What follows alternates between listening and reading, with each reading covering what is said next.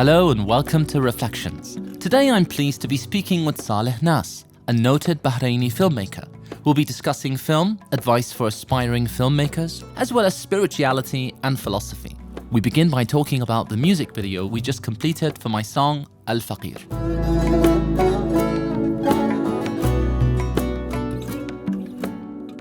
So Saleh, welcome. Thank you very much for having me. Thank you so much for joining us. Can we talk a little bit about the video we did before we talk about you? Sure. Where shall we start? I mean, first of all, I was so taken by the song that I remember telling you that it'd be madness to not do it. And I don't know, I think I was on your case for a couple of weeks, calling you every day. And you came up with this amazing concept. I remember reading the concept, like, wow, it's really heavy on CGI, graphics, and it was a big production, right? Huge production in the UK. And we were about to do it. Yeah, we were like, about to go there. We were about to go there. And then we said, let's listen to the track one more time. Put on the track, and we both looked at each other and thought, maybe not. Yeah, exactly. Because, it was. Yeah. It could have been done on such a huge scale, but it was completely the antithesis to the song. I mean, the song is talking about faqr and how to, which is poverty, right? It means poverty. It means poverty, but not in, I don't think in the financial or money sense. It means it's more on the spiritual level. On a spiritual level, poverty in life, and how to approach that. Anyway. Is it kind of like that we as human beings are innately weak and we kind of surrender to this higher power? For sure. I mean, we're just a dot in the universe. And I think that song is a brilliant example of that, putting it into perspective. And so when we were listening to the song again and again, it was so, I mean, I'm careful to use the word simple, but it was simple and really powerful at the same time. I mean, I probably listened to it in the car about 50 times in like a couple of days. Wow. That's how moved I was by the song. And I think when we were having this discussion, we came up with such a kind of brilliant, huge, production with lots of mystical aspects to it. And then we remembered what the song was about and what it felt and what it meant to us. Yeah. And we just did it the way we did. We wanted to decrease the veils, so to speak, and to keep it as pure, and you use the word simple and honest and organic as possible. Well, we took this very minimalistic approach. I remember asking, is like, do we really need all of this to express what we want to express with this song? And I think there was that kind of light bulb moment where we just looked at each other and said, let's film this tomorrow. So cancel all the flights. Wow, spur of the moment. Yeah, it was a spur of the moment thing. And it was, I think that's how inspired we were by the song and what it signifies and what it stood for. The simple doesn't necessarily have to mean lacking. Simple... Timeless. It's timeless. It's classic. It's posh. When you hold back, sometimes you kind of give more than when you're giving everything. When you're putting things on screen. And I think you've heard of the saying "less is more," and it really is. Sometimes you just don't need. It's a difficult concept for some people to grasp, though. That's true. It's difficult. It's a state of mind. It's a state of mind. This song speaks about spiritual poverty. And it speaks about, I mean, essentially the song is just a conversation between you and God, really. And that's what it meant for me, and that's what it should hopefully mean for other listeners who end up listening to it. And having that in mind, then how are we talking about spiritual poverty when, we have lots of bling flying around? It was not going to work. It's true. And so I think the concept that we came up with, removing the veils, as you said, removing all the aspects that kind of busy up the screen, that detract away from the song and the message that it has. And, we removed the color. We removed everything from the image just to make it as pure as we can. It's against an almost white background. You're not standing, you're not walking around, you're not doing anything, you're just sitting there and having this frank conversation. And Saleh, you're very philosophical with your filmmaking. And this is an example. This was your idea. It was a brilliant idea. Some people might not get it, which is understandable, but it's very dear to my heart because it's so real, so philosophical. And are you like that with your other projects as well? I try to be. I don't think I set out to be philosophical in my work. I just think that basically what you consume, what you read about, what you care about, what you find interesting, subconsciously makes its way through to your work. Right. So I tend to like the films that make me think. For me, films aren't purely entertainment. Yes, they have that kind of entertainment factor to them, for sure. You can't alienate your audience. They're going to go in to watch the movie and they have to be satisfied at the end of the day with the story that you give them. But also at the same time, how many times have we gone into the cinema? We enjoyed the film, we enjoyed the ride, we enjoy all the effects and everything, and we leave. And then you're like, what was that about? That's happened to me a lot, actually. A lot of films are like that. You really enjoy it during, and then you're like, what was that about? And so the films that linger most in your mind are the ones that leave you asking more questions. I think some of the filmmakers that I respect have said that the films that are successful emotionally are the ones that leave you asking questions when you leave. Right. And I think that although I don't purposely do that in my films, I do what I'm inspired by. And I've had a string of short films that have gone around film festivals, and I've been really loving the feedback that I'm getting from them. Similar approach, actually. Currently in my career, I'm doing very cinema verite kind of films, which is almost documentary-like in their look, but they're you not. You don't use music, right, in your film? Sorry to say, at the moment, no. I use music, but it's a stylistic thing. It's a stylistic choice. I choose not to put music unless it comes from a source. Like, for example, the character is listening to the radio, right. Or there's music playing in the background or something like that, but not... Because you see the music, sometimes you could see it as a veil of some sort. For sure. I mean, what music does, essentially, it tells you, okay, now be sad. Now be happy. What is this kind of filmmaking called? Does it have a name? I call it cinema verite. I mean, there's a kind of like differentiation with the terms. It's realistic cinema. I don't know. There's not really a term for it, really. Most important thing is the story. Right. And then that story, if you write your characters well, different layers keep coming out. And if you read a lot and if you keep replenishing your soul with good material, right, then that subconsciously makes its way into the material that you write. And, hopefully that comes out. I try as much as possible. But they've done quite well at film festivals around the world. I've shown in like 50 countries, which is not bad. Amazing. And the story that I'm writing now, it's taken me 2 years to write, because you finish a first draft and you keep writing a little bit more, and you keep writing that, and you keep kind of perfecting your craft. That's okay. It's part of the process. You can't expect to have things ready. It's not a sign of genius. People just walk in, write a script, and the movie's out. Especially filmmaking. And I really think that the older that you get, the better story writer you are, because you have that experience of life. Is it true that cinema is generally geared towards kids, and TV and network TV and Netflix, for example, are more geared towards adults? Because who goes to cinemas now? Usually it's the kids, right? Kids go to watch Marvel, a blockbuster. I go to the cinema. I'm a big kid. But yeah, I'm the same.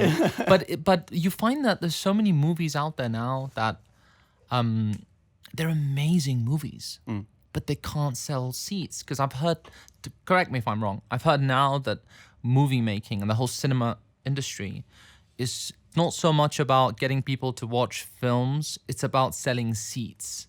And a cinema will not take the risk of paying a license for a movie that isn't going to get seats, isn't going to get people to go, ultimately punters to come in and watch the movie. I think the jury's still out in the industry about what defines this for them, because you have disruptors like Netflix and Hulu and all these people that have kind of put a dent in the business model that's been working for the past X number of years. Right. I think they're still undecided.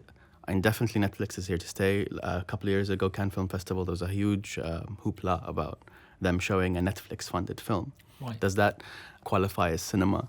Does it not? I mean, for me, if I'm going to be a purist, cinema is best consumed in a dark theater with people around you. That you can define cinema. But I mean, how many times do we watch? I mean, I'm just as guilty as watching Netflix. Right. But I do tend to think that it's more suited for TV series Right. rather than cinema. And really, the amount of times that you watch something on Netflix or on your phone or whatever, like how much attention do you really pay to the story? Whereas in a dark theater in the cinema, you really are consumed by the story because it's so big in front of you, Right. and the lights are dimmed, and you're there consciously making that decision to go and watch the film. So you're seated for an hour and a half or 2 hours, consuming the story, and so it's a different experience. It's definitely a different experience. To answer your question about like, are they making movies for kids? I think they make movies for different audiences. A lot of big kids watch the superhero films. It's not my cup of tea, but it's definitely someone's cup of tea. I think it's a problem of distribution, and it's always the case that, Right. you know, movies that are a bit more highbrow, you know, less people go to see it, which is just natural. The more complicated something is, I think, more serious it is, the less people would want to take the time to go watch it. And it's got to do with lots of different things like education levels or what kind of art that they like or consume. So it is not really an answer for that. But I mean, if I were to kind of put my take on it, I always think that films and art and stories, you know, you should always aspire up rather than Yeah. kind of go down Don't and down, don't and lower don't- exactly. and lower everything to the lowest common denominator, which you know, it's always better to kind of try to be the best person that you can. Again, people would argue that, you know, it's who are you to say, you know, what's good and what's not. I'm not saying what's good and what's not. I'm just telling you what I feel is a better film, and definitely the film that leaves me thinking is more satisfying. Well, at the end. it's a reality of things. Just information and art seems to just keep getting dumbed down as time goes by. Because there's so much of it. And also, I've heard that textbooks, even at universities, for example, they get dumbed down. Perhaps pre-modern times, there was this approach to elevate audiences because it was a theomorphic period. It was a theomorphic time. It was a Right. period where the center of things was always the sacred. Right. Maybe, I don't know. But I want to talk about you, Saleh. You're originally from Bahrain. I live in Bahrain, yes. You live in Bahrain. And I'm originally from Bahrain. And you're originally Bahraini. Yeah. But you're an international director, and you're doing so many things. You're doing commercials, ads, movies. You have a studio. You're a very successful young man. I mean, you're 33 years old, but you're very, very successful, very humble and modest. You grew up in the UK as well, right? It's a certain period of my life, yeah. And we met 3 years ago. We did. Yeah, I was at the Dubai International Film Festival, and I knew we were in town, and we met for coffee, and I think the rest Hit it is off. history. We talked about lots of different things. And we did Autumn, or La ilaha illallah, the music video for Autumn. We did Masqal Andar. And now, And now we're doing Al Faqir. Tell me a little bit about your upbringing, you know, because, I mean, you're an example. You've achieved so much at such a young age. I mean, we're in the Gulf at the moment, and it's quite remarkable. You know, it's a really inspiring life. so far. Tell us a little bit. I think it's down to the fact that Bahrain is unique in the sense that it's a very cosmopolitan place. It's a very outward-looking place. It's a small island. Everyone's really friendly. Everyone's really nice. And, you know, people from Bahrain come from different parts of the Gulf. They come from different parts of the Arab world. And, you know, we have that kind of Anglo-centric twist to it all as well. And, you know, so you grow up with many different slants and cultures and people that you're mixing with. And I think that's what makes it a kind of ripe ground for people to grow up living there. And then, like you said, we went to live in the UK. I did my university there as well. Did you like it? Oh, I loved it, the UK. Oh, Where UK is were always you? Nice. I was in Salisbury and Bournemouth. Wow. And then I worked in London for a bit, and then I came back. Worked for a bit, started my company with my partner. That's right. You have a company based in Yeah, Bahrain. I'm co-founder of Elements Productions in Bahrain. That's one of the most important production companies in the I Gulf. like to say so. I think so. I don't know. Check. You know me. I Well, don't you're know. doing most of the recordings, TV projects. We do a lot of things. You know, a lot of it just pays the bills, really. But yeah, we do we do a lot of things, and when we try to also kind of invest our time in cinema of the region. So we try to do 1 or 2 short films per year. I worked on one of the first feature films to come out of Bahrain in like 10 years, a couple of years ago, premiered here in Dubai Film Festival. We try to kind of give back and do our bit as well, and kind of be active content producers. But it's been quite a nice ride, I think, so far. We do a lot of broadcast work as well. Tell me about the role of like spirituality in your industry. What's it like meeting with your colleagues? You know, when you go into a room, do you feel a little out of place? Because I know you're quite you're quite philosophical, Quite and an you're quite enigma, I would say. introspective. I'm quite confused. No, I would you're, say. you're not. You're really interesting, and I think so many people are. Some secretly, because I know from my contacts in Hollywood and in the film industry and music industry. I mean, anybody who's really successful and creative is going to be, I believe, introspective about life. But tell me about, like, in your scene, what's it like? I mean, you were telling me earlier, when you get into the elevator or if you're in a gathering, the topic usually sways Veers towards off to something, and then it's like, towards okay, philosophy and how did that happen? So tell me. We just came here to have fun. What's wrong with you? No, I grew up in a traditional household, I would say, like many people in the Middle East. When you're kind of reading, searching, lots of things that you talk about also, that kind of question of identity, spirituality, tradition, colonialism, all these kind of things that have come to play in our part of Authenticity and all of that kind of stuff. It makes you question a lot of the role of identity in this part of the world, or in our tradition. And the only weapon you have against that confusion is to read and to learn and to understand. I mean, learning the is meaning and understanding. exactly, and learning is a lifelong process. Right. Just at the beginning of it, it's just reading and reading and reading and understanding with the right intentions. So that, obviously, the first thing they teach you when you're writing scripts or when you're like in cinema is like, be yourself, Right. which is kind of a vague kind of statement to make. Be yourself. What does that mean? It's But- quite sentimental, isn't it? Yeah, but like, I mean, sometimes Very like I, emotional. as we know, the self is quite a deceiving thing, So I'm being Right. myself. I don't want be myself, But okay, let's just take it at face value. Be yourself. You can't write or make stories that are far detached from what you feel passionate about or what you believe, essentially. So it has to come from a certain point of. So I realized that I can't detach myself from what I grew up with. Right. And it plays a very, very important part in my life. I think I just see myself as someone that just wants to do things the way I feel is right. And you have the luxury of being able to do that. That's one of the reasons why you're Yes, very successful. I mean, I'm lucky that I co-run my own company with my partner. It's a very blessed position to be in, to be able to say no. Yes, It's not always easy to do No. that. But generally, to be in a position to say, no, I don't want to do this. I can't do this, or it doesn't fit with my kind of. It's a blessing. I mean, in the beginning when you're starting out, you really can't say no because you're really trying to make a living, make a Right. business, and then you realize that actually you must say no. Right. Because if you keep saying yes to everything, you're just going to be completely inundated with work and things that you don't feel really passionate And it about. kind of gives mixed messages, right? As It well. does. It's like, what do you. It does.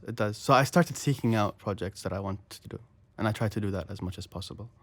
And you don't always have the luxury of doing that, but you try as much as possible. Tell me about your favorite directors. I like a lot of the European filmmakers. Right. Because I feel they find themselves in similar climb. Because I You relate to them. I relate to them. I find that they work in a similar climate as me. Who was that French director you were telling me about? Robert Bresson. He's like the godfather of the filmmaking that I like to do, and he's a very spiritual man, I think, actually, and his writings reflect that. His approach to films reflect that. He didn't use famous actors. That's one. He insisted on using people that were unknown, and he looked for people that served the character as much as he could. Oh, interesting. And his kind of approach was to kind of rehearse with them, wear them down. He had a very specific method to filmmaking that a lot of people didn't like because it was not what they were used to. But he called other films just film theater. Like, what's to stop me from just taking a camera and filming the theater or a play? Cinema is a different thing. You have to approach it differently. And so he tried as much as possible through his lifetime to do that. He didn't make many films. Like, I think I can count 5 or 6 films that you can watch. And he died in the 80s, I think, or the 90s. His approach to filmmaking is very refreshing. So he'd do the take like 10, 20, 30 times. And he'd wear down the model, he called it. He didn't call them actors. And he was very in control on the set. He would not give them a chance to improvise or do anything like that. And he would wear them down to the extent that what he would say, the camera would start picking up the soul, the inside of that person. And I just think... Fascinating. I mean, producers and distributors don't like that. You know, when you're talking about things like that, he's like, no, just put bums on seats. But I think that method to filmmaking is really, really refreshing. And there have been filmmakers that I've kind of taken inspiration from, you know, tried to emulate his school of thought in their movies. And the European school, they do that a lot. So, like, for example, the Dardenne brothers in Belgium, one of my favorites. I always love watching their films. Ken Loach in the UK, same thing. I really admire his films, and I admire his sincerity in filmmaking. And of course, because, you know, when you're setting up the company, you get really busy. So I stopped making films, and then I kind of rejuvenated my inspiration by, may he rest in peace, the Iranian director Abbas Kiarostami. So I met him, and he was really big, right? He is. Forgive me, I'm ignorant about a lot of things, and film is one of them. He was, I mean, people don't appreciate just how much of an authority he was. He was always in the, you know, top 20 list of filmmakers that you must watch. Ever. Whenever they're like a film magazine or something like that, he was there. Like, definitely was big on the art house scene. Europe loved him and everything. Right. Critics loved him too. Yes. He had a very kind of minimalistic, kind of philosophical attitude to films. I wouldn't say his films were for everyone, but he was inspirational enough to kind of get me back on track. And I was very lucky to kind of have that contact with him. Asghar Farhadi is another big filmmaker. And then Majid Majidi, obviously. Can never get enough of his films. That's how much they're filled with imagery for me and feeling. I was going to ask you as well, like an aspiring filmmaker, a young gentleman or lady in England, France, anywhere listening, what advice would you have for these people? I mean, first of all, I'll tell them you're very lucky that you can just sort of log into YouTube and find tutorials for 1,000 different things. That didn't even exist 10 years ago or 20 years ago when I was finishing off my university, you know. It just did not exist. If I wanted to find something out, I had to fly to the UK, do a degree in television production to find it out. Now you can just find anything you want. Do you still recommend that, like the academic route? There's 2 different routes. If you're in a country that has an industry, you can start from the bottom, work your way up. And then there's the education. A lot of people make that mistake, that education kind of, you know, that you finish your degree and that's it. You know, you've made it. No, it's just the beginning. Education just gives you that kind of fertile soil by which to start planting your seeds, you know. So I would prefer the education route because that's how I would learn, you know, to be somewhere a specific amount of time and really kind of trying to kind of learn what happened before you. So that's one of the advices you'd give? If you can, yes. Right. But if you can't, it's not the end of the world. If you're in a country where there's an industry, in my country there was no industry, so I had to do it that way. Right. But like, you know, if you're in a country that makes a lot of films per year, you can start from the bottom. And don't be afraid to do the donkey work, like delivering DVDs and making coffee, because that's what I did. And then I've learned so much just doing that, being around people that are working in the industry. And just start working your way up and keep learning, keep asking questions, and keep feeling passionate about it. You know, it's not going to be something that every single thing that you do is going to be on social media and everyone's going to go wild. This kind of concept of let's make a viral video and if it doesn't become viral, then you're a failure. It's just stupid. It's not something that is correct. You're going to do like 5, 6, 10, 50 projects that are never going to see the light of day beyond you and your client relationship or whatever. You know, you're making it to kind of live at the end of the day. It's a career. Right. And so a lot of the videos that I make aren't going to make you famous. And in fact, you shouldn't aspire to that. You just should aspire to doing the best that you can do. And that's an advice someone gave me, like a director friend of mine.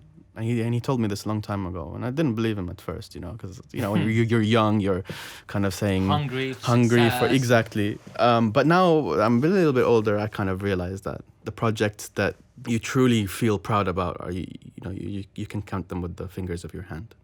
That's always going to be the case. But it shouldn't be a hindrance to what you want to do if you're an aspiring filmmaker. And read a lot.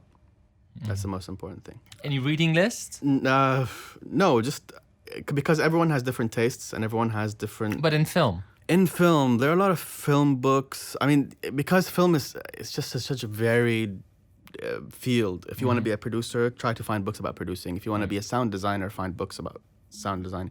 But I'm not even talking about that. I'm talking about just read stories. Read novels, whatever inspires you, just read it and learn, and that will just make you a better film. Especially if you read a lot of stories, it'll make you a better storyteller in the end. Watch a lot of films after that, but the reading comes first. Saleh, it's been an absolute pleasure. Thank you so much for your time. We usually, not always, but usually end our episodes by asking our guests to share a few words for reflection. I think I have something to say, and it's very simple. It's not really designed to be reflective in that case, but it's something that it's been working for me, and I think maybe it would work for someone else, if I can humbly say that. And it's good attracts good. That's so true. And the rest is just patience. If you have the right intention, your heart's in the right place, and you work hard for it, everything else will fall into place, but it just takes a lot of patience. And I think that's something even I lack. But it's nice to be reminded of every now and then. I hope you've learned as much as I have from this conversation about films and filmmakers and about underlying attitudes that can help an individual be their creative best. If you like this episode, make sure to subscribe, and why not leave a dashing review and a 5-star rating. Until next time, goodbye and God bless.